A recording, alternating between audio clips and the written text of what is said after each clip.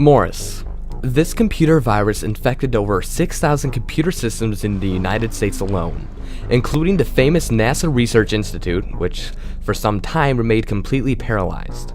Due to the erratic code, the worm managed to send millions of copies of itself to different networks of computers, being able to entirely paralyze all network resources. The damages caused by the Morris computer virus is estimated at about 96 million. This virus is also known as the Internet Worm of November 2nd, 1988. It is considered the first worm as well as the first one to gain significant media attention. It also resulted in the first United States conviction under the 1986 Computer Fraud and Abuse Act. It was written by a student at Cornell University, his name is Robert Tapp Morris, and launched on November 2nd, 1988 from MIT.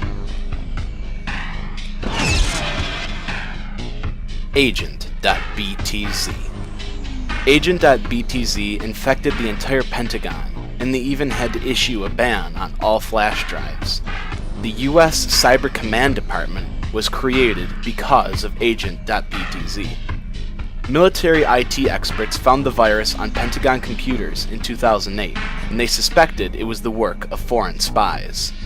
Former Deputy Secretary of Defense wrote that Agent.btz was capable of creating a digital beachhead, which can be used to transfer data to servers under foreign control. The worm was pretty sophisticated, and it took the Pentagon nearly 14 months to clean it entirely from other systems. Win32 Fake Sysdef, or Windows 32 Fake System Defragmenter. This is a Trojan horse targeting the Microsoft Windows operating system that was first documented in late 2010. It was originally dispersed as an application called HDD Defragmenter, hence the name Fake Sysdef or Fake System Defragmenter. This virus manifests as one or more of an array of programs that purport to scan your computer for hardware failures related to system memory, hard drives, and system functionality. They scan the computer, show false hard drive issues, and present a remedy to defrag the hard drives and fine-tune the system performance. They then request from the user a payment in order to download the repair update and activate the program in order to repair these contrived hardware issues. My Doom. Probably one of the deadliest and most threatening viruses ever created in computer history. My Doom was a computer virus affecting Microsoft Windows.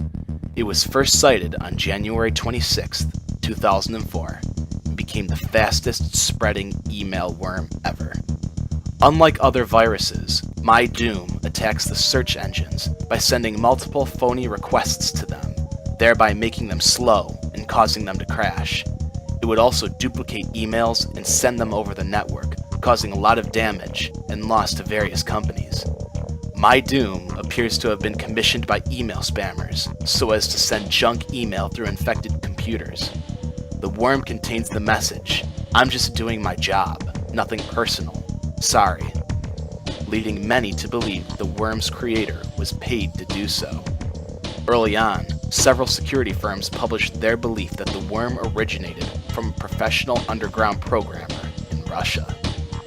The actual author of this worm is unknown.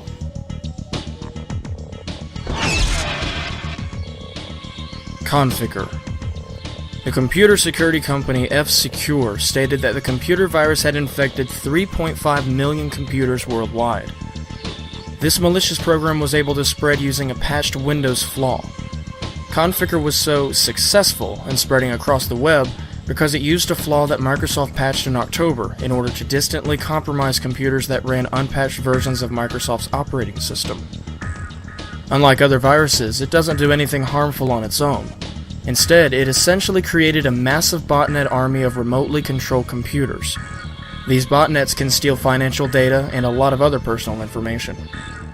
Strangely, even though Conficker had infected millions of computers, no one really knew what it was meant to do. The botnet army was never activated to be used for any specific purpose.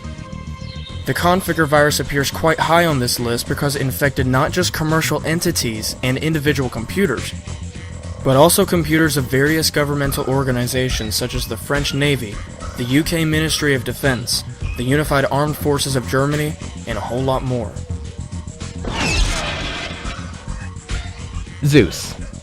This is a botnet toolkit that creates malware and is mainly used to collect data, steal identities, and bank information. How lovely. Zeus is particularly difficult to deal with as it can create others to steal any data stored on your computer. It is primarily spread through drive-by downloads and publishing schemes. First identified in July 2007 when it was used to steal information from the United States Department of Transportation, it became more widespread in March 2009. Code Red. The Code Red virus bloomed into existence during the summer of 2001 and exploited the vulnerability in the indexing software within the IIS server in the internet. It caught security experts off guard by exploiting a flaw in the Microsoft Internet Information Server. It didn't require you to do anything at all to become infected by this virus. All it took was an active internet connection for the virus to take advantage of a flaw in the Windows operating system. The virus turns your computer into a slave, letting someone off-site operate it remotely. That means they could steal whatever was on your computer, or even use your computer to do terrible things. The virus managed to force government agencies to temporarily take down their own public websites, as well as infect the web servers in the White House. Though later worms have since overshadowed Code Red, it's still remembered by antivirus experts as a turning point for malware because of its extremely rapid spread. Melissa.